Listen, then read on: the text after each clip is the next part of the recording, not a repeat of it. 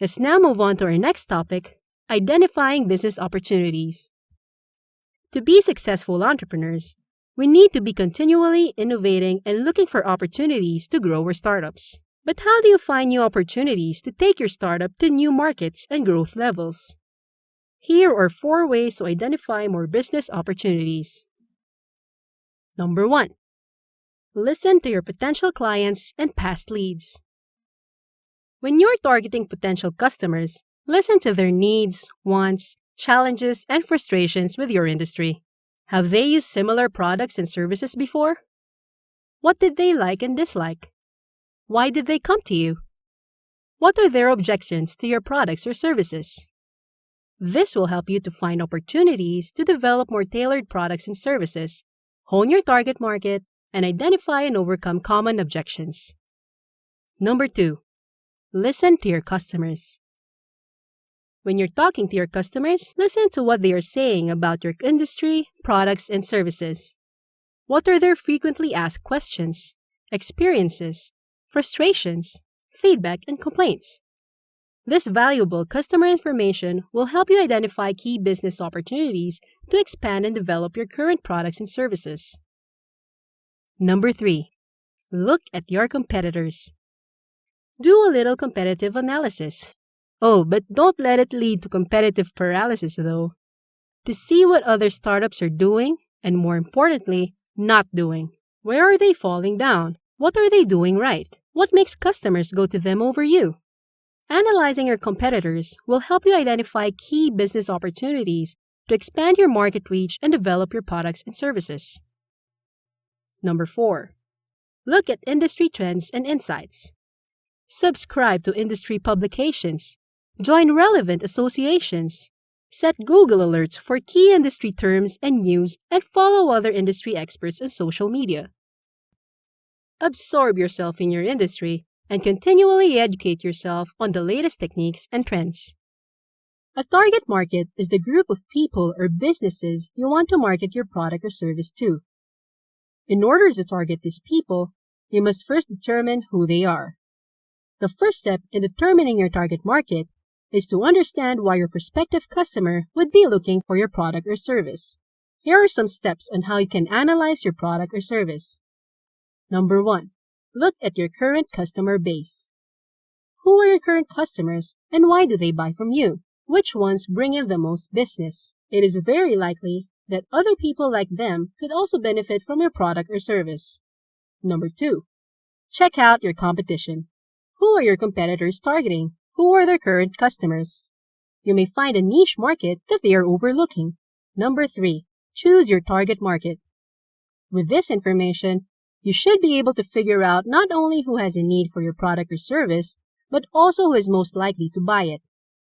Think about the following factors: age, location, gender, income level, education level, marital or family status, occupation, and ethnic background. Also think about the personal characteristics of your ideal target. Characteristics such as personality, attitudes, values, interests or hobbies, lifestyles, and behavior. Number 4. Determine how your product or service will fit into your target's lifestyle.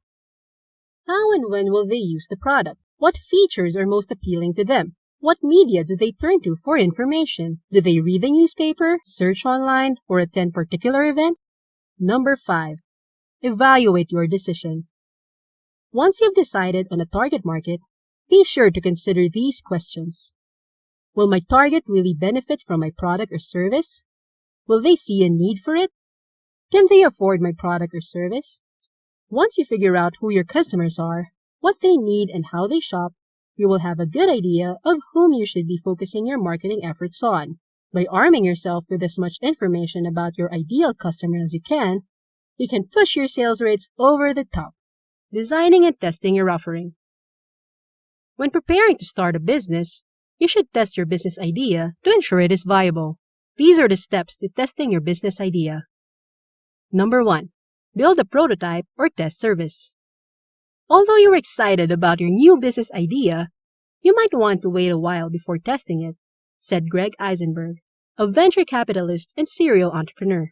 After I've gone through the process of writing down a bunch of ideas, I don't like to rush into building a business plan or recruiting the team. I like to wait a few weeks to see which ideas really stick with me. Number 2. Build a minimum viable product. Following the lean startup model is a great way to develop your business or a specific product. Most importantly, you want to build a minimum viable product. Number 3. Run it by a group of critics. When you have your first prototype or test service ready, present it to potential target customers.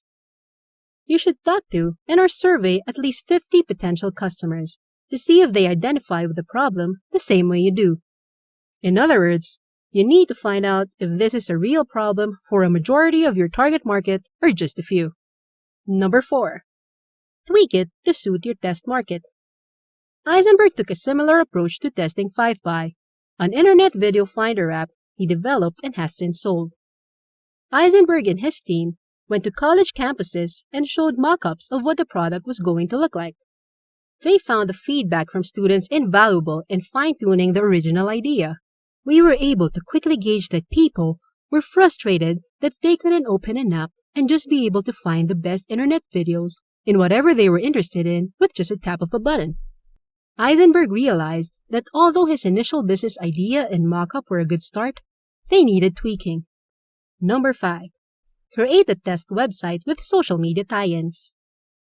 Once the word is out about your product or business, the target market needs a place to get more information about it or to show it to their friends. Building a simple website with a landing page specifically for the product and using social media are great ways to provide information and monitor how many people are interested in what you are selling. Number 6. Create a marketing plan and use it. All of the preparatory work means nothing if you do not perform enough actions to get a good measure of response. Once you have a viable product, you need to act on the interest in it, said Ryan Clements, a consultant to entrepreneurs on marketing and sales strategy. Number 7. Adopt an experimentation mindset. Too many businesses are afraid to fail, so they don't put themselves in the position to do so. Often, this looks like either avoidance of pursuing new ideas or failure to properly test a product idea before launching it. Number 8. Implement design thinking. Design thinking involves the cognitive, strategic, and practical processes of developing new ideas or product. It helps innovators redefine problems and create better, more creative solutions. In other words, it opens the door to more groundbreaking discoveries and inventions. Let's now move on to our last topic, planning your business logistics plus pitching and selling to customers. These are the 6 steps that logistics companies should follow to develop a sound marketing plan. Number 1. Define your service offer. To define your service offer properly, brand strategy, which will cohesively outline your positioning statement and messaging platform. Number 2.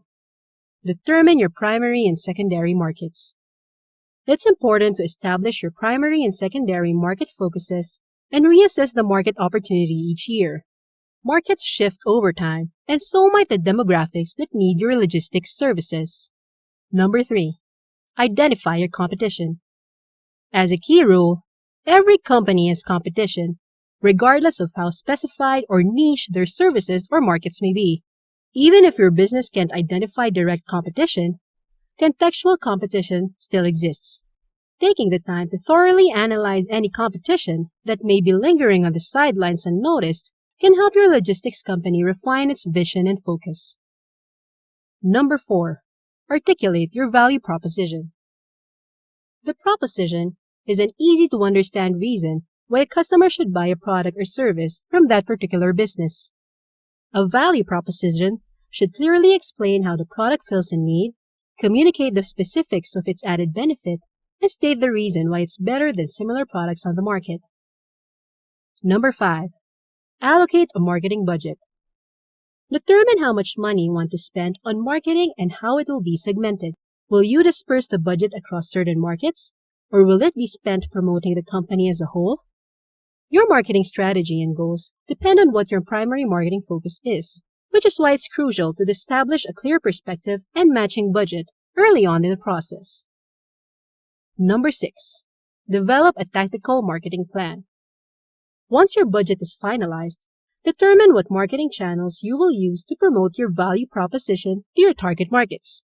For example, where will you advertise and what industry trade shows will you attend?